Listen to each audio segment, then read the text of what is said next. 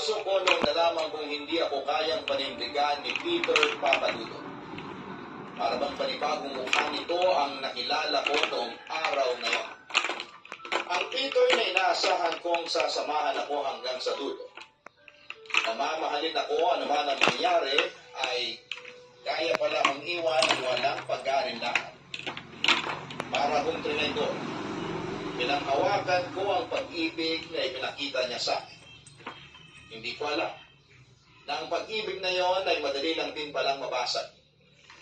Papadudot masakit na hiniwalayan ako ni Peter ng walang pagsisisi.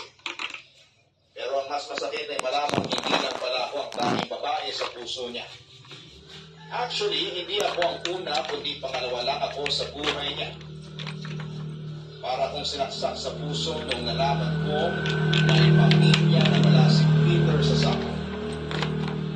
Biglang nag-flashback sa utak ko ang naging buhay ko sa probinsya. Kung paano nasira ang pamilya namin dahil sa panloloko na ginawa ng tatay ko. Parang ganon ang nangyari sa akin. Ang kaibahan nga lang ay ako ang pangalawang babae sa buhay ni Peter. Ako yung kabit. Isang salitang kinasusuklaman ko simula pagkabata.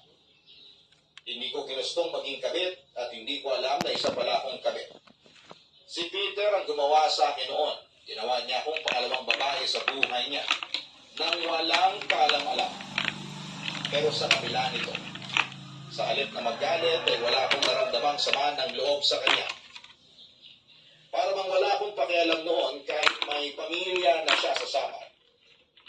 Ang naramdaman ko ay lungkot dahil alam kong lalaki ang anak ko na walang kagigis ng ama.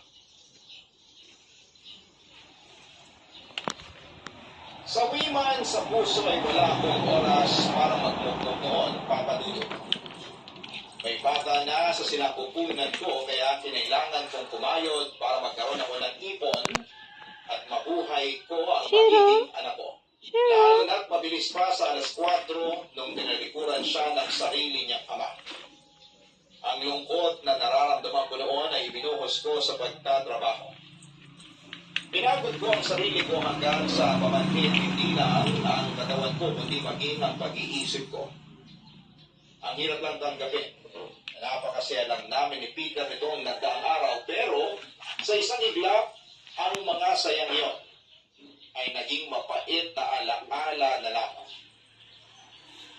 Para nga akong pinaglaruan ng tadhana noon dahil galit na galit ako dati sa naging kabit ng tatay ko. Pero noong time na yon, ako na mismo ang nakatayo sa dating kinatatayuan nito. Ako na yung kabit na may dinadalang anak sa labas. Sira.